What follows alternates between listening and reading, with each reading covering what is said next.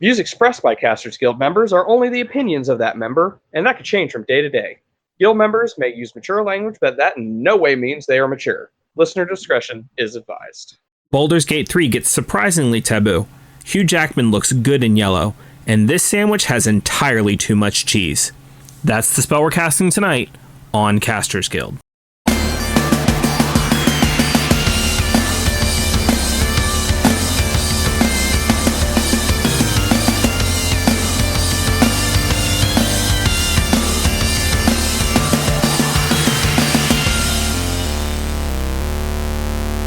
Thank you for tuning into this episode of Casters Guild. I'm your guild master, Ric Perry, the real Burger King.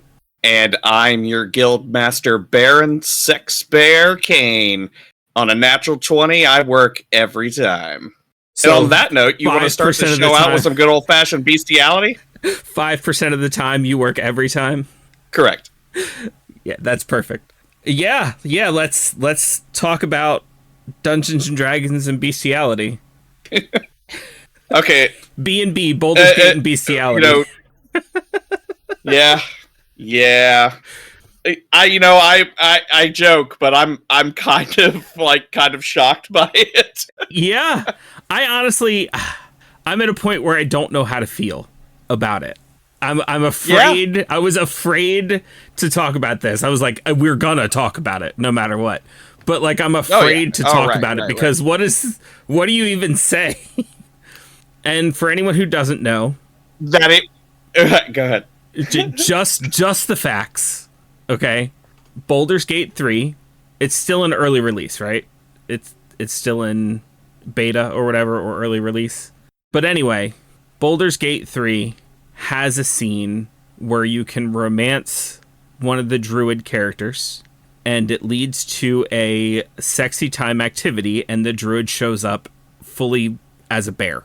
Like, just as a bear, not like bear-like, not anthropomorphic, just a bear.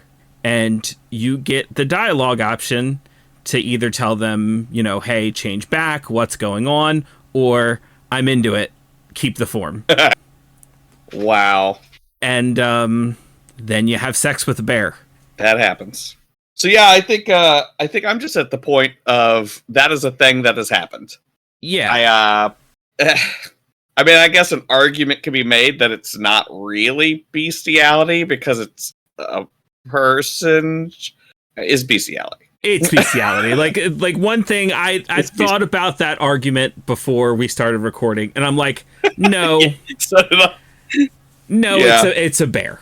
Yeah, I could see like people in comments or something like that be like, well, it's technically a person. It's like, I mean, that's a bear. I guess. That's a bear with bear parts. That's a bear. That's a bear. Now, here's the part I was scared to talk about. Oh, what? Should this even be included in a video game right now? I mean, bestiality is bestiality, and even, I don't know, fantasizing about it while playing a video game. Now, to be fair, there's a lot of people who are just gonna be like, I fucked a bear for the lulz. And I'm sure there's like a fade to black. I'm sure you see nothing. But why? Okay. I can. Okay. Well, first off, it's a bear. Right.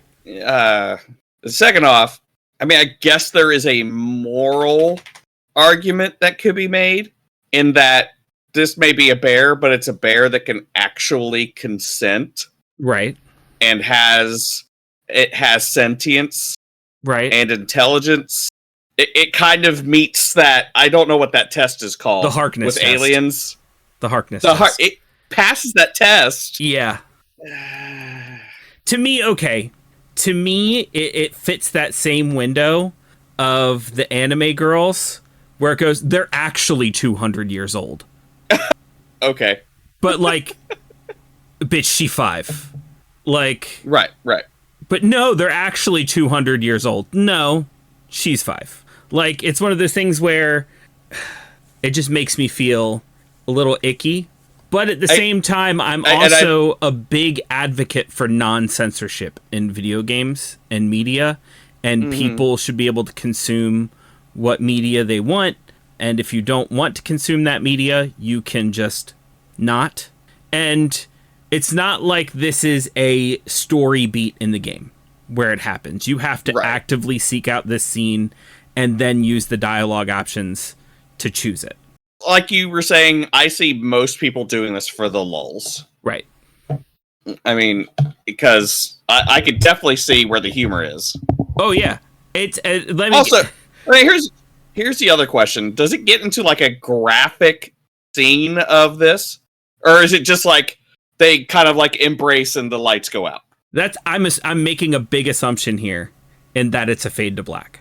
Yeah, if it's a fade to black, I think I'm fine with that. Yeah. Because that is funny at that point. You know what I mean? If it's not a fade to black, I'm not on the fence anymore. If it's not a fade to black and they show bear sex, no, boycott this game. Period. Like, I'm on the fence with the fade to black. Like, I'm like, wait a minute, what? If it's not a fade to black, if I'm making that assumption, they show graphic bear sex, like, boycott this game. So you're saying if like you check this scene out and they're just straight up raw dogging or bearing in this sense, then you're done. Yeah. Well, to be fair, if I'm playing this game, I'm never gonna get that scene anyway. I mean, I wouldn't because I don't dig that far into it to be able to accidentally get stuff like that. If I see it, I may do it. Yeah. Just simply because I know romancing the druid is what gets you to this scene, I'll just like not even attempt anything romantic with the druid. I will not flirt with. I will not. Yeah. I can see how this will like translate into character stuff. It's like your character is just constantly looking at that druid like suspiciously. All of a sudden, my character's backstory is my family was killed by a druid, so I'm suspicious of all druids. Oh, oh no. Oh no. Nah, man, but like in all seriousness, like, yeah, it's probably fine. It's a fade to black. People who want to see it will do it. People who don't. But, you know, I will say when I worked at a place that you would stop for games, and parents would bring games up to me that were rated M, and they would ask me, is this game okay for my kid? I would usually say something like, you know, hey, I can't decide that. You know your kid better than I do. I can just, you know, kind of tell you what's in it and show you the back of the game. And there were some games where, like, the back didn't really tell you what was in the game. Like, for a certain Call of Duty game, I would have to tell people, there is a scene where they set you down in front of your partner and you have to play Russian roulette with your partner, and it is graphic and they show everything. Or there is a scene, while it is skippable, you can shoot up an American airport as Russians. And if I still worked at that store and a parent brought up Baldur's Gate 3 and said, is this appropriate for my child? I'd have to tell them, you can have sex with a bear. That would have to be a thing that you told them. Yes. Now, wait, do you have to tell them that, or can you just say there are some graphic sexual scenes in it? So it would usually start with that. It would start now. Just to be fair, when I say I have to, it's not like this is a GameStop policy. This was my own conscience that I was answering to when I told these parents these things. The only thing GameStop says is you have to tell them it's rated M. That's it. So what I would usually do is I'd be like, it's rated M, and then I'd turn over the case and show them the little tags of why it's rated M. Right? Like if it says sexual content, explicit violence, you know, whatever the tags were. And then they'd go, what does that really mean? Like, what can you actually do in the game? Then I would go, there's a scene in this game where you can have sex with a bear. You! Bear fucker! Oh my god. How come no one has made a video of that with the audio from Super Troopers? It's coming. If no one has made it yet, it's on the way. Oh, it's coming. Yeah. But yeah, I hate to seem like the prude this episode, because I'm anything but a prude, but it does gross me out a little. But it is funny. I will give it that. It is funny. Again, in my mind, it's a fade to black, and it's hilarious. So. Yes. Yeah. I will say that other than the bear fucking, it does look like a very good game. Bear fucking. It looks like a fantastic game. Yeah. Oh, no. It is. It is a good game. I actually streamed it on Twitch for a little bit. Mm-hmm. Like when it was still a early access game. Right. And I still remember my one of my favorite Twitter interactions was when I was talking shit about the game. A game that I enjoy, by the way. Mm-hmm. And compared it to Cyberpunk. And this dude on Twitter went the fuck off on me. And it was just like, hey man. It was like, hey man, this was like 75% a joke, but you're entitled to your opinion, but you don't have to be a dick about it. And was immediately a dick again. And I was like, okay, you're blocked. Right. Was this someone you knew or just like some rando who found you on Twitter? No. Some rando. Jeez. You know, like that guy was searching hashtags just to be a dick. Yeah. Because you and I are not people that people randomly find on Twitter. No. Generally, you got to look for us. Or Threads. I'm on Threads now. Or Threads, yeah. Yeah. That's a thing that's happening. I believe the Casters Guild is going to be on Threads very shortly as well. As soon as we get an Instagram account for Casters Guild, and then we can just move right over to Threads. Yeah. So keep an eye on the Discord, and we'll let you know when we have an Instagram and a Threads, and you can come follow us. But just another example of the Zuck trying to take on the Musk. Did you hear about their potential UFC fight? I heard that it was going to happen, and then this could have been a joke, but then I heard that Elon Musk's mom put a stop to it. I didn't hear that second part, but it wouldn't surprise me. Like, all I've heard of the story is Elon Musk said something on Twitter about wanting to fight Zuck, and Zuckerberg reached out to, like, the UFC promoter and was like, yeah, let's set this up. And then things kind of got set in motion, but it would not surprise me at all. After watching Creator Clash and hearing all the creators, like, their number one thing that they talk about is the fact that their mom or their dad was, like, worried about their safety.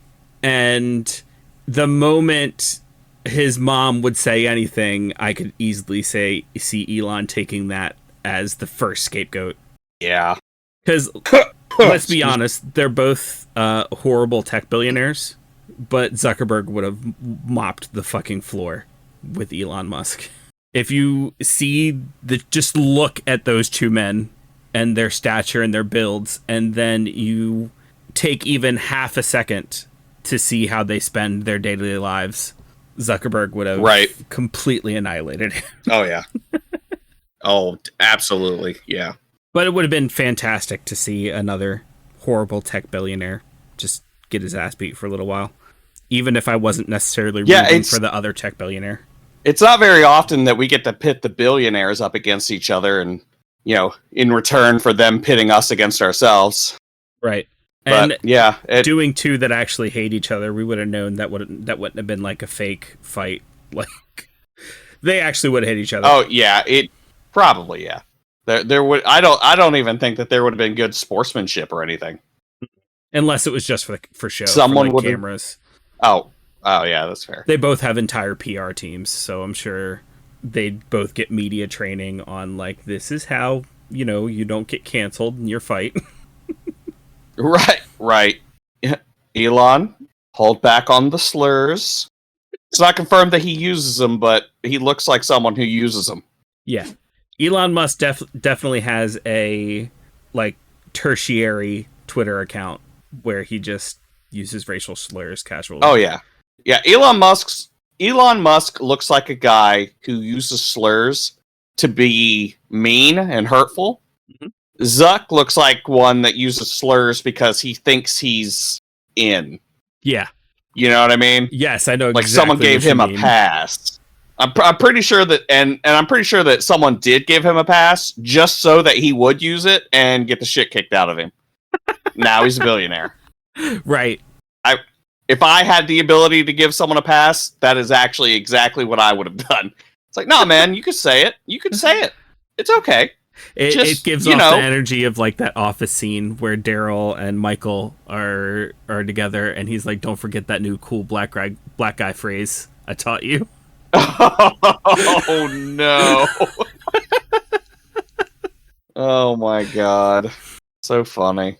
But speaking of terrible tech billionaires, my entire social media feed has been nothing but Prime Day for the past week and what everybody's going to get for Prime Day. Yep. I myself... So what are you getting for Prime Day? I'm poor, so I'm getting nothing for Prime Day. But Relatable. I did pull up a list from Polygon of the best board game deals for Prime Day. I will put this link in the Discord because there are way too many for me to name them all. But I will go through some of games that I personally have played and have enjoyed very much and think that if you are participating in Prime Day, that maybe you should take a look at. And if you want to take a look at the list as well, maybe you could contribute a few yourself. So headed down the list, the first one I see is Castle Panic 2nd Edition. It's a tower defense-esque board game, and I've had a lot of fun with that one. That one was $35. It's on sale for $24. Next up, we've got Dixit. Dixit is a very different type of board game where it's very rules light, and it's more about understanding the people that you're playing with and kind of being on the same wavelength as them. Very abstract, but it's one of my wife's favorites, and I've always had a lot of fun with it. Was $40 on sale for $24.50. Oh. Exploding Kittens and Exploding Kittens Not Safe for Work Edition. Exploding Kittens is one of those games I can pull out for people who don't play board games and have a good time with it. The standard edition is normally $30, the Not Safe for Work edition is normally $20, and those are on sale for $16 and $14 respectively. Those are good games too. Oh yeah. King of Tokyo. Kind of a big deal on this sale here. I know you're a big fan of Yellow. Yep. And this game is normally $45 and it's on sale for $25, which is a huge sale. If you are a fan of kaiju battles at all, if you are a fan of games that use both dice and cards and have like a asymmetrical kind of feel to the gameplay, it's an awesome game. And the art is freaking awesome too. You know, I'll say too, I'll throw in, probably not something that I would necessarily play, but it looks like some Disney board games, like for little kids, are on sale. There's one, the Mickey and the Beanstalk game, normally like $19.99. It's $4.99. That's a big sale. Yeah, that's a big drop. So if you got a little kid and you are wanting to get a board game that you can play with them, then there you go. Love Letter. Past that, all the games that I was looking for. Not there. Love Letter is one I have not played myself, but I've seen it played, and it looks like a ton of fun. And it all fits in a small pouch, so if you're the kind of person who likes to have a game with you wherever you go, so you can pull it out and kind of have people play a game. It was $12, now it's on sale for $8.50. Yeah, I recommend getting it. I think that once you start playing it, it's going to be one of your favorites.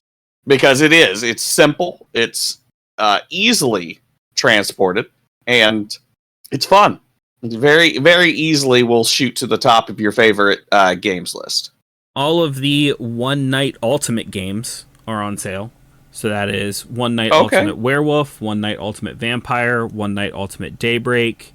This has been a big hit anytime I've tried to pull out a party game. People really like this one, especially if you get yourself, and everybody has a decent Bluetooth speaker nowadays, a way to play music or something like that. It has an app that you can play, a companion app that makes the game a whole lot better. Those games did range from about $12 to $30, and they have gone on sale at a range from $7 to $13. Pandemic and Pandemic Legacy, both on sale. Maybe not bring this out to play with everybody because some people still have fresh wounds from... still a little sore. Yeah, from the actual pandemic. But it is a really fun game if you've never played it before. The original Pandemic was $40. It's on sale for $25.64. Very specific. And Pandemic Legacy was $80. It's on sale for $56. And to get a legacy game for $56, that's a huge discount. Mm-hmm. Yeah, I'm just bitter that there isn't a lot of games that I was looking for on Prime Day, but whatever. Ticket to Ride went from $54.99 to $30. That's good. Yeah, that's a pretty good game too. Ticket to Ride is one of those games that kind of ushered in that board game renaissance. That's true. Right alongside Catan and games like that. Yeah, I was about to say Catan is the one that ushered in, that opened the door, I think. And then Ticket to Ride, a objectively better game, definitely made it. It kept the train going, as it were. Fun fact: I've never played Catan ever. Not even once. I hate it so much, so much. Let's see. There's also a few miniature game deals.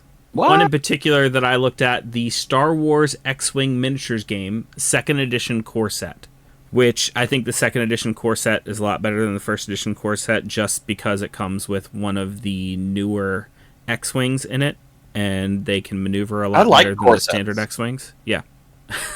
Core sets are nice. It was $47.99 and it is now $33.24. It is absolutely worth it. It even comes with the little X-Wing that, like, the wings can actually open. Does it on the miniature? Do the TIE fighters? Do the TIE fighters scream when you throw them? No, unfortunately. Then I don't. Then I don't want it. Well, you can make them scream. Just you do the scream. Yeah, but I want my purchases to do everything that I want it to do, or it's not good. Look, on the set of the Star Wars prequels, when Ewan McGregor and oh my god, why am I blanking on the man who played Anakin Skywalker? We're gonna call him Anakin. Okay. We're gonna call him Anakin. When they would have lightsaber I don't fights, know why. The director would literally have to tell them to stop making lightsaber noises. They were like, we're picking up, like they were making lightsaber noises with their mouths, and they couldn't stop because of how fun it is. So if you pick up the X-Wing miniatures game, make your own TIE fighter noises. Make your own pew pew gun sounds when you shoot the lasers, because it is that fun. I guess that's fair. Now that you gave your brain time to rest, do you remember his name? I know it's something Christensen. Hayden Christensen. Hayden. There you go. I got there. Yeah, you did. I'm proud of you. This Polygon article I'm looking at also has a section for best party game deals, and all the party game deals they have listed are all Cards Against Humanity. I don't like Cards Against Humanity. I end up playing it all the time anyway because people want to play it. So I'm not going to go over the prices. If you like Cards Against Humanity, no judgment. Go get yourself some cards on sale. Family-friendly games. Bananagrams. It's a good one to play with kids if you've never played before. They put exploding kittens in family-friendly games, and I don't know how I feel about that. I don't think I would play exploding kittens with small children. Happy Salmon is one of those games you won't get until you play a few rounds of it, and it's one of the most fun times you will ever have. And it also is very easy to travel with, but I wouldn't recommend playing it in public. You will look ridiculous. And Happy Salmon was $13. It's on sale for $8.63. Oh, nice. And they got the kid version of Ticket to Ride. Ticket to Ride First Journey was $35. Now it's $24.49. Nice. Are those like the only two that are like on sale? That's the kids version and the main version? They also had... Well, first of all, I'm looking at the article from Polygon where it's like they picked out their best deals. I'm sure there are probably more that aren't on this list. But also on this list was Ticket to Ride Europe 15th Anniversary Deluxe Edition. And that's normally $100. It's on sale for $75. But there are a lot more games on this list. There are a lot more games that are available. Just wanted to point out some that I have played and thought were good, and I think are worth your money if you're looking for a good board game. Did you see any others, Baron? Nope. I was kind of like looking through, and nothing that I mean, I see some, games that have covers that look cool, but sure. Yeah. but nothing you've played yourself. I haven't. No, but like I said, I am seeing games in here that look cool, and I'd be willing to play because it's on sale. Sure. Or add to your collection because it's on sale and it ends up sitting on a shelf and never coming down because you very rarely have board games nights, and when you do, you always end up going back to the classics that you know. Oh God, you're hurting me. You're hurting me. We've all been there. I got bookshelves of games I'm literally there me. right now. I'm like, yeah. We'll get there. We'll get back to playing, I'm sure, at some point. So, I think I've told you on past podcasts that recently my D&D group reached the end of a campaign, and we were going to take a little break from D&D and play something else for a little while and see how that goes. So, this past weekend, we created characters for Fallout, the role-playing game. Nice. And... Okay, did you start? No, we just created characters, had like a little bit of a session 0, went over expectations, backstories, that sort of thing. But I did go over some of the basic rules with the people who would be playing, and I gotta warn anybody who's thinking about picking this game up, it is complicated if you compare it to Dungeons & Dragons and some other basic fantasy RPGs. It's not necessarily a bad thing. Is it its own system? Yes.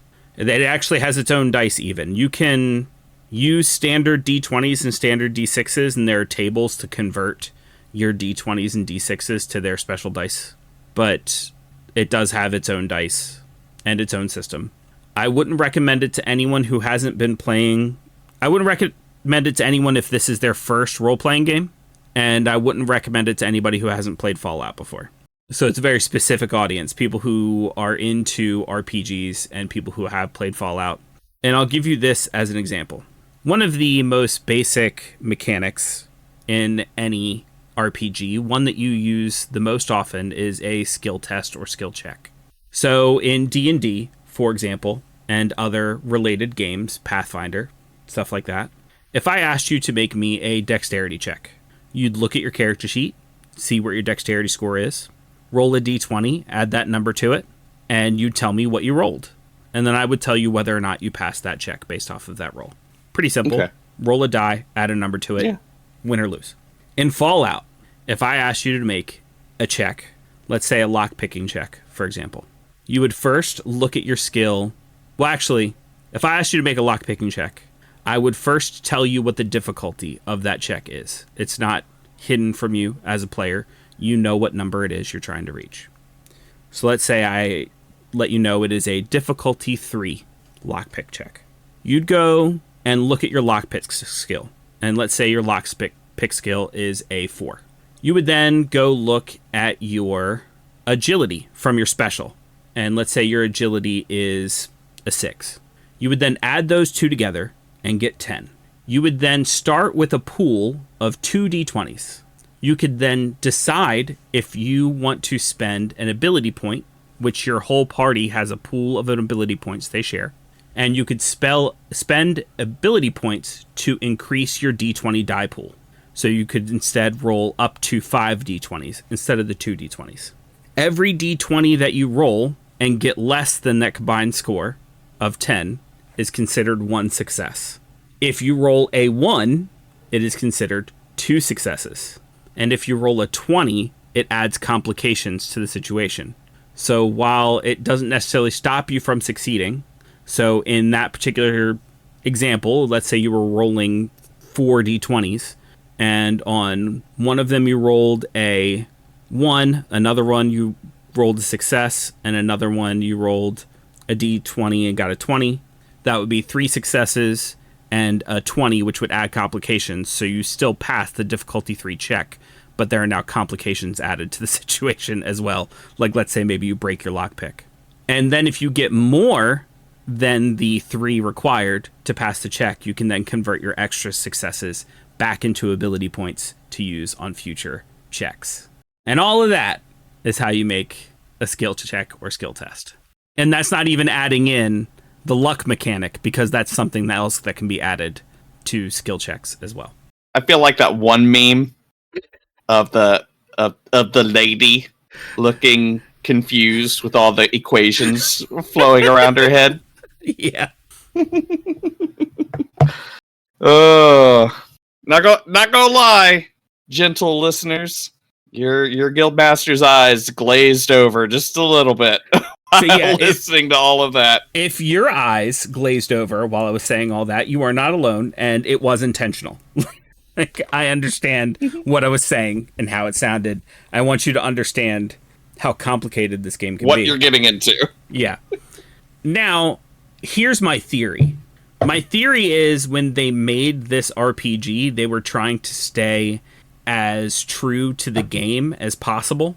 And all those RNG things and all that processing that's happening behind the scenes when you play the game, they're trying to bring into this tabletop game, but it can't be done behind the scenes. It has to be done by somebody, you or the game master. And like I said, that's just one of the mechanics. We're not even getting into the luck mechanic, the combat, healing, and, you can have different limbs damaged just like you can in the video game. And if you're playing a Vault Dweller, that means you have a Pip-Boy, which means you can use VATS, which is like a whole nother thing. So yeah, if you are thinking about getting the Fallout role-playing game, one, I would recommend either having extensive experience with role-playing games and have played Fallout before, so you have frame of references for everything that it's mentioning.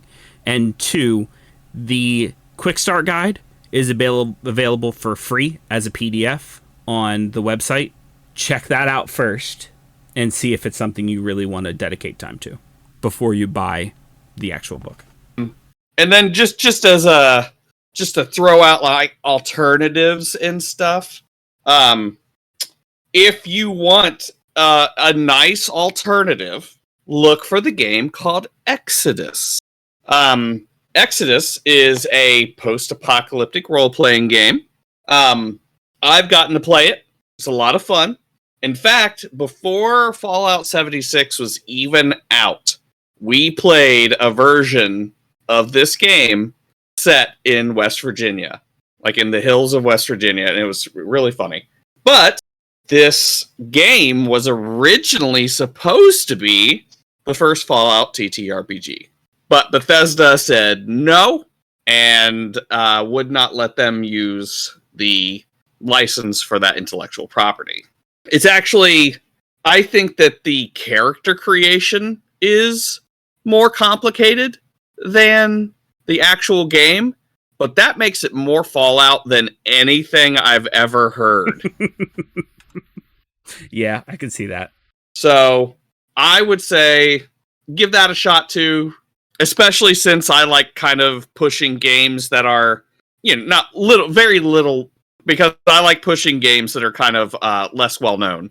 Absolutely. Do you know the developer on that one? Oh, yeah. It's Glutton Creeper Games. All right. I will say this, and because, again, I like pushing games that have exploited this feature and are taking advantage of it to be good. This game runs off of the D20 OGL system. Oh, there we go. So, if you liked D&D 3rd edition, then this runs off of the same engine. And you don't have to learn a whole new complicated system that was made just for this game. Yep. But Baron, no matter which of these games that you're going to run, you're going to want to show up to game night looking sharp, right? And you know how you can do that? I mean, I go to thrift store. tvillain.com. T-Villain is a t-shirt site where you'll find a killer limited edition shirt being sold for $13 only while supplies last. Every Monday, the site features a new design by a new artist. We would tell you what's featured right now, but by the time you hear this, it's already changed. They choose the most ingenious designs that reflect everything evil and villainy, as well as works pertaining to anything artistic, pulp style, lowbrow, pop culture, TV, movies, music, video games, comics, etc. All things cool and evil, basically. To check them out and help out Casters Guild, click our link in the description. All right, so kind of getting back into it here. We had some more announcements and leaks about Deadpool 3. Mm-hmm. Jennifer Garner confirmed. Oh, it's been confirmed? Confirmed as Elektra. So I think that if Jennifer Garner is confirmed as Elektra, we can go ahead and confirm Ben Affleck as Daredevil. As long as they paid him enough money, which is Disney, so I think they probably paid him enough money. What's he doing besides collecting that Batman paycheck, which he's not going to be collecting anymore? You know, I don't know. Ben Affleck, and I could just be reaching here. Ben Affleck strikes me as one of those dudes who, after he got famous, like, he was like, I'm not going to be in your movie unless you pay me a lot of money because I'm Ben fucking Affleck. That's fair. However, I'm not basing that. There's no evidence. Right. No evidence. I have nothing saying that he is that jerk. It just, he strikes me as that type of guy. I also think, though, that Kevin Smith could talk him into doing it. That's true. So, like, if Ryan Reynolds was having a hard time getting Ben Affleck involved, I would hope that he would go straight to Kevin Smith and be like, hey, get your boy. Or he'd be like talking to Kevin, be like, yeah, I had to turn down being Daredevil again. And Kevin would be like, what? You did what? You better go get your ass in that red suit. Right, meow. Yeah, but I'm 90% sure that he is coming back as Daredevil. I'm 90% sure. Right. I have not seen any actual confirmations yet, but yeah. Just like I'm 90% sure that Halle Berry is coming back as Storm. Sure. And at this point, I'm definitely more than 50% sure that they're doing like a Deadpool kills the Marvel Universe type storyline. Probably the Sonyverse specifically. No, the Foxverse. Foxverse, yeah. But they won't call it that. Did Sony have other people besides Spider-Man? Nope, just Spidey. Huh. So yeah, so he going to kill the Fox universe then. Yeah. Which it would be X-Men, Fantastic Four, Daredevil. I want to say. Now, I will say this. I think that I would be surprised if they let him just kind of rampage across the world and kill these people on purpose. I think it's going to be very much an X-Force situation. Right. Like where he's trying to get these people together for a big team and they get horribly killed. Just like they did in Deadpool 2. Yeah. Yeah. And I will say this, though, saying that, I don't know how many jokes Deadpool 2 rehashed from the first one. I don't think they did a lot. So I would also be surprised if they rehashed that joke, because it was a big joke in the second one. The only joke I can think of that they reused from 1 to 2 is the "your face looks like." That goes on way too long. The other joke that I can think of is when he gets something shoved through his head and he starts hallucinating. Okay, that's fair. They do it a little different in the second one, but... Right. Yeah. So, yeah, I guess we'll see. I mean, I just don't know how they're going to do it. Also, I don't know if, like, they're going to just assume that all of this is happening in the same universe. Like, he's in the Fox universe, and all of this is happening. Or if he's going to be hopping from universe to universe. You know what I mean? Right. I don't know if this is confirmed, but I'm also pretty sure that there's TVA agents involved. Yeah. I mean, like, if I had to guess how they're going to do it, they are bringing in TVA agents because Deadpool is now a variant because he fucked with the time belt at the end of Deadpool 2. Well, yeah, he would be a variant, wouldn't he? Because, like, he went back and killed, like, the Fox version of himself that had no mouth, and baby Hitler, and a few other things that would have drastically changed the timeline. And, like, the TVA and actually, come to prune his timeline, and maybe he starts recruiting people. If you really think about it, too, the actual Prime Universe, for him, at least, Prime Universe Deadpool is dead. Right. Because he took that bullet. Mm-hmm. So, and actually, no, Cable was the one that would have changed the timeline. Yeah, initially. Well, but then he took the time belt and then changed a bunch of shit. Right. But we've already seen that, like, sometimes time travel does not make you a variant because the Avengers did it and they were all fine. Because that was supposed to happen. Oh my God. Maybe Cable changing the timeline was supposed to happen, but that Deadpool hops around and fucks with a bunch of shit, and that's what creates the variant timeline.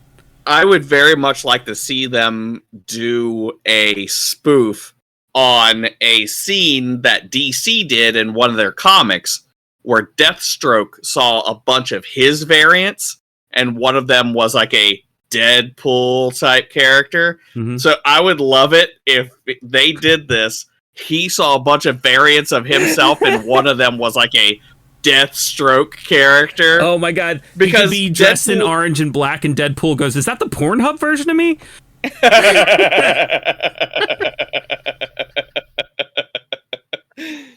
Oh my god. And it would also go along with the whole, Deadpool is technically a spoof of Deathstroke, and Right. yeah, that's fantastic. I would love that. I would love that. But we also got Hugh Jackman in his new suit. Got purposely leaked by quite a few people.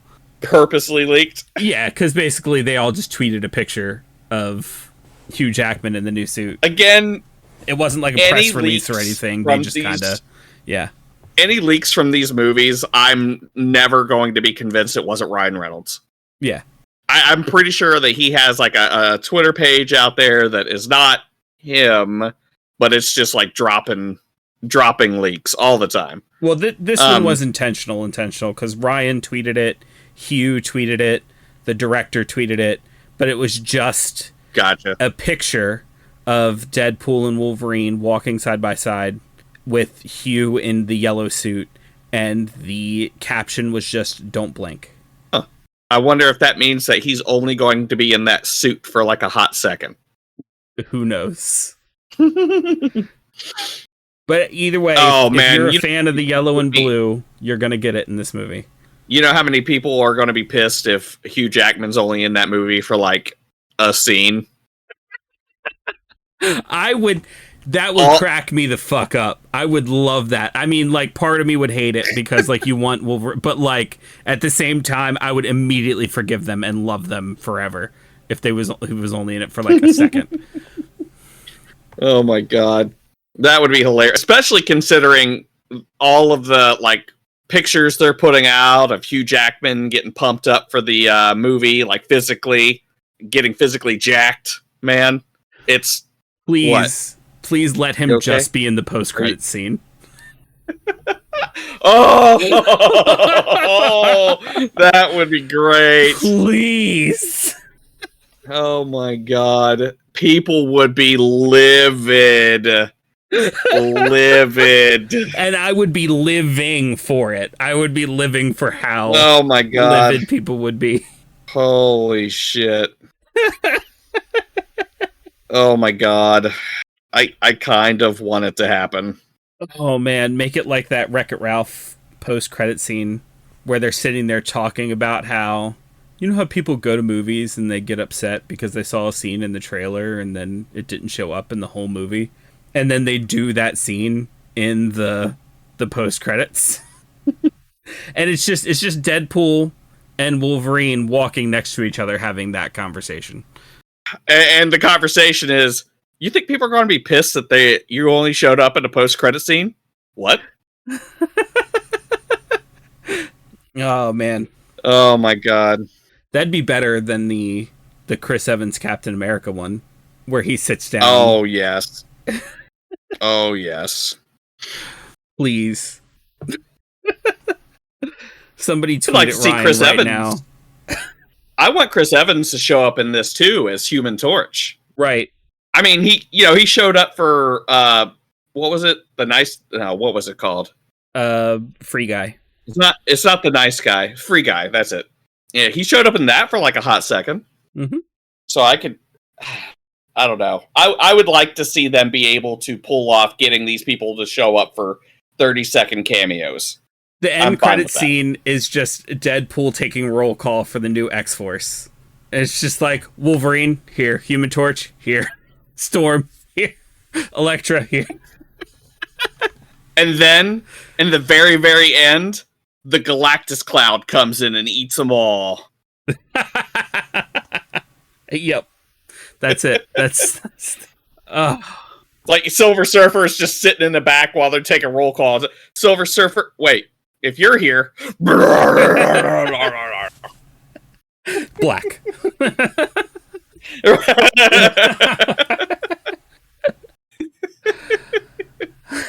Oh, the Galactus cloud. That's what happens when you give someone too much free reign. Yeah. That's what would happen if you hired people like us to write these movies. That's fair. Yeah, I guarantee you, if we wrote a movie, we'd put something in there that we thought was cool, and everybody else would be like, "Well, that's not how it happened in the comics. That's not how he looks at the comics." I was like, "Oh yeah, man, but it's fucking neat." No, Shut the fuck up. I'm one of those directors. Yeah, we're the look. It might not happen like that in the comics, but we're the comic book nerds who sat around and talked about, wouldn't it be cool if Deadpool did this thing instead of what happened in the comics? Yeah, that would be cool. So then, like, they give us a movie, and like, fucking, that's what we fucking do. That's fair. I feel like that was the entire book of Boba Fett.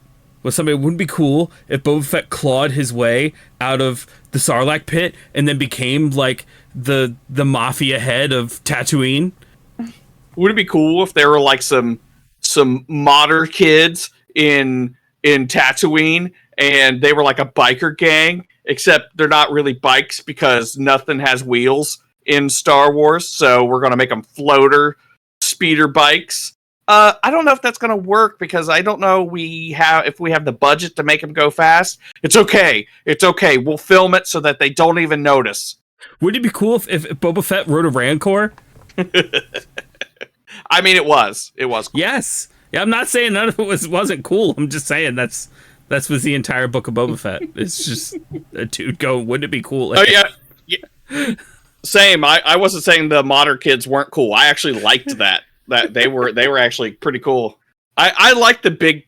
I mean, I'm just gonna say this and not go down this rabbit hole, but I really, really like the cyberpunk direction that Star Wars has been taking lately.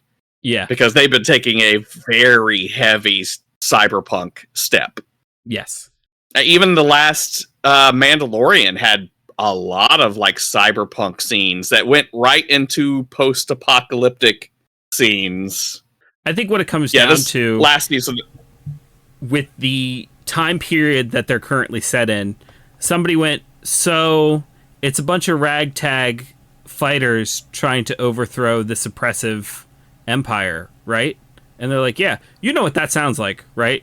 That sounds like cyberpunk. True. And then they just leaned into it heavy. Yeah. Speaking of which, you shared the Ahsoka trailer with me. I did. I watched it. I feel like I would think that trailer was way cooler if I had watched any of the animated Star Wars stuff. Yes. Even then, though, man, I hate to say it, I'm not excited for it based off of that trailer. No? I think that they're trying to shove too much into it. Okay. Also, I know it's going to be really, really hard to do like a Chiss look very well. The blue guy. Yeah. That's what they are, the Chiss, right? It's going to be really hard to get that look perfect, but it just didn't look good to me. Right. Not that that's going to be a factor in my enjoyment of the show, believe me. But I don't know, it just seems like there's a lot going on, and it may be a little too much. You don't think with it being a series, they won't have enough time to explore it all? Oh, I'm sure they will. But I mean, this trailer is making it seem like there's just way too much going on. Gotcha. I think they shoved way too much into the trailer. Gotcha. So I guess I'm critiquing the trailer at this point. Which is fair. It's all we've got. It's not like we can critique the show yet. I think it does seem like it's going to be more fast-paced than a lot of the Star Wars shows have been recently. Right. Now, am I going to just go ahead and watch it illegally? Yeah. Yeah, probably. Well, I guess we'll see if I will enjoy it. Right. I'm going to watch it. I mean, like, it's there. It's Star Wars. Oh, yeah. Whether I complain about it afterwards or... And once I start it, I'm going to have to finish it, whether I like it or not. Also, it's Rosario Dawson. Yeah. And maybe it'll convince me to... Maybe it will be really good and finally convince me to watch all the animated stuff. This wasn't bad. I will also say, too, it's I believe it's Ray Stevenson's last appearance in a filmed property. Gotcha. Like, I can't remember his last movie, and I don't think that he was doing a movie, but he's definitely in this, and he died during its production, so I am sad to see him go. He was an entertaining Punisher. Right. And the first thing I ever saw him in was Rome, and I loved that show. And he was an amazing character. So, yeah, sad to see him go. I'll be happy to see his performance in this. Yeah. But I also shared another trailer that I'm not excited about, that I was initially excited about. It's Wonka. I watched that What trailer is happening? that you've shared as well. It is a thing that has happened. The first thing I thought, my very first thought after that trailer was over, was, who asked for this? I think I'm right there with you. It is one of those. It's one of those, like, was this necessary? Yeah. Like, Was this necessary? who decided to do the Wonka what if story? Like, right. Let's go ahead, and I'm going to give the background to the listeners if you haven't seen it. So we're getting a Wonka prequel, is what this is. Ha. it makes a lot of references to the Gene Wilder version specifically, so I think it's a prequel to Which I appreciate. that one. Mm-hmm. I appreciate the actor. Again, I don't remember his name, but he was the dude off of Dune, the main character from Dune. I appreciate him not doing the voice that Johnny Depp did. Right. Or tried to put any kind of weird voice to it. I don't like them doing, like, callbacks. I mean, hold on. I don't like them using quotes from the original Willy Wonka in this one. Scratch that, reverse it. Yeah, it feels like a lot of what Disney does with their live action remakes, where they're just shoving it in your face and going, remember this movie that you liked. And it's like, yeah, I could just go watch that movie. Why am I watching a watered down version that just goes Pepperidge Farm remembers? Like, yeah. And Hugh Grant as because it does very was the second thing that made me go, who asked for this? I will say it was funny, but at the same time, I don't know. It's the Oompa Loompa historically, even in the Johnny Depp version, are played by little people. Mm-hmm. In the original and in the Johnny Depp version. Now they did make him even littler in the Johnny Depp version. Mm-hmm. But if you don't know who the Oompa Loompa was in the Johnny Depp version, his name is Deep Roy. Mm-hmm. Deep Roy. What a name. He's also been in a lot of your favorite properties. I believe he even did stuff for Lord of the Rings. But again, historically, it's been a little person role. And I feel like them taking that away and giving it to Hugh Grant, it's I don't know. I don't like it. There are so many roles. Now, don't get me wrong. I want to see little people in more roles. Just roles. Peter Dinklage is doing roles that could be played by anybody. And doing a fantastic job. Right. But instead, I know that I think, you know what? I think that I would have been happy if Hugh Grant was an Oompa Loompa, if they gave some quote unquote regular roles to little people in the movie. Right. You know what I mean? I think Hugh Grant cast as an Oompa Loompa was funny in the same way that, like, if Funny or Die or Cracked did, like, a Willy Wonka sketch back in, like, the 90s or the early 2000s on the internet, and were kind of making fun of it and themselves. Like, I'm not laughing because it's a funny joke. I'm laughing because I'm laughing at the person who thought it would be a good idea to put Hugh Grant in that role. Yeah, no, I'm in a state of confusion, honestly, about that. I honestly think that Hugh Grant is trying to make some kind of comeback, maybe? I mean, he was just in the D&D movie.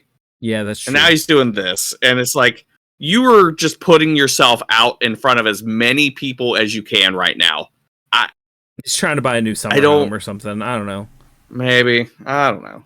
But yeah, so that I think that really that's what my opinion of this boils down to is why. Yeah, who asked for this? Was it necessary? Yeah.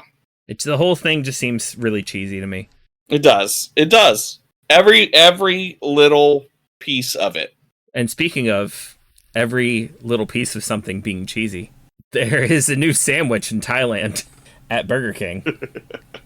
And I don't know why I felt compelled to talk about this, but after the first time it came across my feed, I was like, I have to talk about this on Caster's Guild. They're calling it the real cheeseburger. It's a bun and 20 slices of American cheese. Oh, I didn't read the article. They specified how many slices of American cheese there were? Yes, it's 20. Oh. And that's it. Wow. That's what it is. Yeah, that's it. Any condiments? No. I mean, it's Burger King, and like their whole deal is like have it your way. So like I'm sure you could like ask for some, but the way it comes, it's just a bun and 20 slices of American cheese. Wow. I don't know how I would handle that. I don't think very well. No. I think I would be sad if someone gave that to me. Yes. I would legitimately think someone was like pulling a prank. Like this is a joke, right? Yeah. Yeah. But I mean, maybe that's what it is, though. Maybe it's funny to them, right? But at that point, I've seen sandwiches like that in commercials for fast food before, right? Where they're like, "Wouldn't it be funny if we had a sandwich that was just like 20 slices of cheese?" But then they just joke about it and they don't actually put it on the menu. Right? You can order this thing; it's on the menu. Yeah. No. I wouldn't be happy with that. And it definitely sounds like they're not doing it ironically. Or maybe there is some irony. I don't know. They're just... It just seems like a cheesy promotion. Yeah. They're calling Can we go back to talking about bear fucking?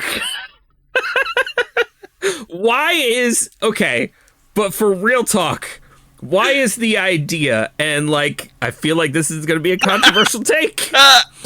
Why is the idea of a sandwich that is nothing but 20 slices of cheese grosser to me than a video game that includes bear fucking?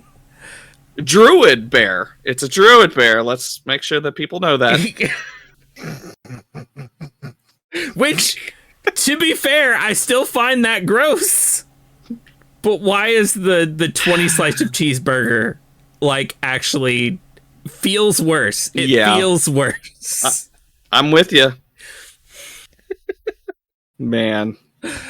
Baron, do you just wake up every morning and think to yourself, what is this? What is this world? What is this life? Yes. You look at Hugh Grant as an Oompa Loompa, you look at Druid bear fucking, you look at a sandwich that 20 slices of cheese, and you think... I want to be clear. I did not look at the bear fucking. I didn't look at it. Don't put me on a list. Look at it, Baron. Look at it. Look at it. Oh gosh. All right. Couple other things. I think I want to. Okay. A couple other things I want to cover. Okay. As of the day of recording today, new episodes of What We Do in the Shadows have hit Hulu, which is fun, and new episodes of Bluey have hit Disney Plus. And for those I still need to start watching those. For those of us with parents of small children, it is a godsend. Oh God. I'd rather watch those than the bear fucking. Yes. Samesies. Samesies. And last night I went to a really cool live show. I saw Old Gods of Appalachia live. It probably sucked. I will tell you, a couple people wearing Let's Go Brandon t-shirts stormed out of the show because they were offended. Really? Yeah. That's funny. I wonder if they have never heard the podcast and they were like, "Oh, Old Gods of Appalachia." I bet that's something that is of the south of the Dixon line appropriate. I don't know. Okay, so here's the situation. Okay, it's before they've started the live show proper. They're kind of doing some music at the beginning, kind of doing some ad reads and stuff. And my wife is the big fan of Old Gods. I just kind of came along for the ride. I've listened to a few episodes, so I don't know everybody's names. But apparently there are two main writers for the show, a male and a female. Mm-hmm. And so the female came out, and the guy was like, "So, this is Nashville, Tennessee. Are you ready to do this? Are you sure you want to do this?" And she's like, "Oh, yes, I am so ready." And she decided to do a list of people that while she was amongst family and while we were all together and all had power, she had a list of people she wanted to hex. And it started really benign. Like, it was hexing that kid in 6th grade who told me I had red hair and it made me look like a witch. Hexing that high school teacher who told me I would never be anything. All those sorts of things. And then she got to hexing J.K. Rowling for being a TERF. Mm-hmm. And then she got to hexing certain members of the Tennessee legislature for trying to tell women what they can do with their bodies and trying to ban drag queens and trying to silence black voices in the legislative floor, and hexing Mitch McConnell and hexing Ron DeSantis. And about this time is when you see 3 or 4 people wearing Let's Go Brandon t-shirts stand up and decide that they don't want to be a part of this show anymore. You know what? And that's their right. If they don't want to participate, then they are more than welcome to leave. Thank you for not being a fucking bitch about it, you assholes. Well, I don't know if they did. They might have went straight out to the lobby and started complaining to the people of the venue about how much they wanted their money back and been assholes about it. I don't know. They looked like some Karens. Give them their money back. Fuck it. Give them their money back. Send them on their way. But yeah, apparently she was really excited to do it because she is a Tennessee native, originally from Tennessee. So yeah, she was really excited to do it. And he even gave her the chance to back out because he knew people were going to be upset about it. But she was like, fuck them. Which, go her. He probably saw them. Yeah. No, I mean, I would have done the same thing. I don't care. Yeah. If I had that kind of platform, you damn right I'm going to say shit like that. I mean, we already have. We don't even have a platform. I said if we had a platform like that. We have a platform that some people do listen, and we already say stuff like that. I think the point is, even if our platform was elevated and our platform became like that, nothing would change. No.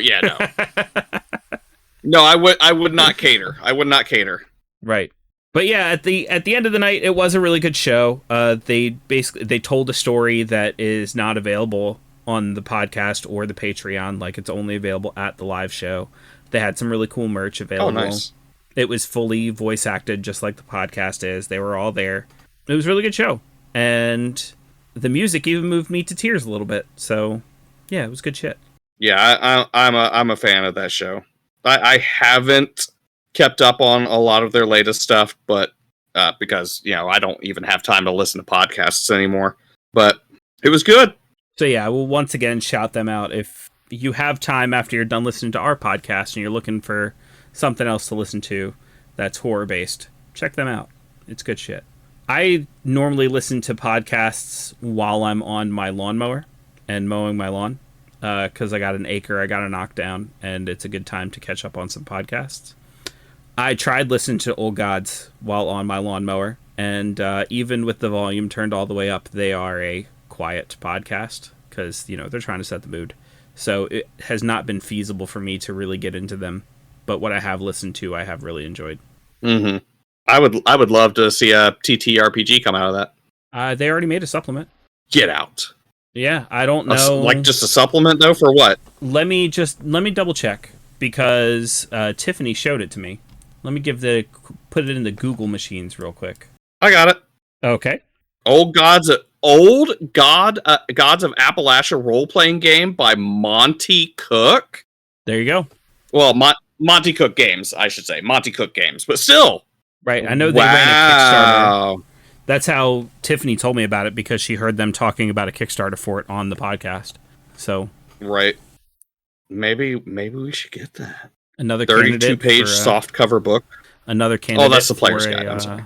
Another candidate for a Casters Guild live play. I could see that. $22.99 for the PDF. That's not bad.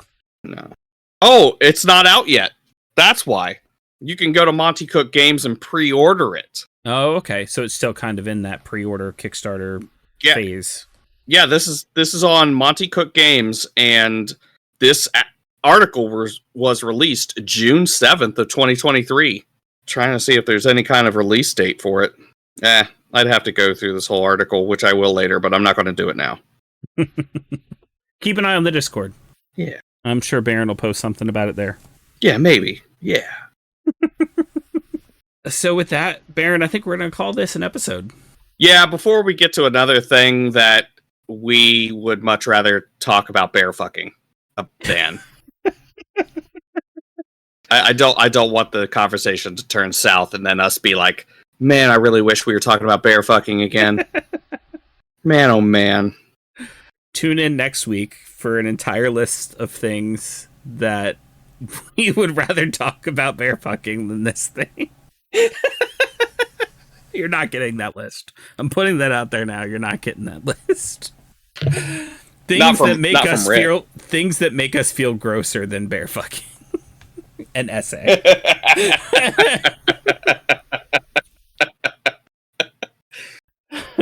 Rawr. All right. Yeah, so email us at castersguild@gmail.com, not about bear fucking. Come join us. Well, or do. I don't even care at this point. Just email us about bear fucking if that's what you got. Come on. Join us on Discord. That's where all the fun stuff is happening. No bear fucking. No, none There's whatsoever. no bear fucking on Discord. Look, there might be a channel called The Honey Pot. Don't look into that. There's no bear fucking. You're right. Yeah. And we will see you in the next one. Bye-bye, everybody. Bye. Bye. Bye. Bye. Bye-bye. Bye. Bye. Bye. Rawr. Rawr.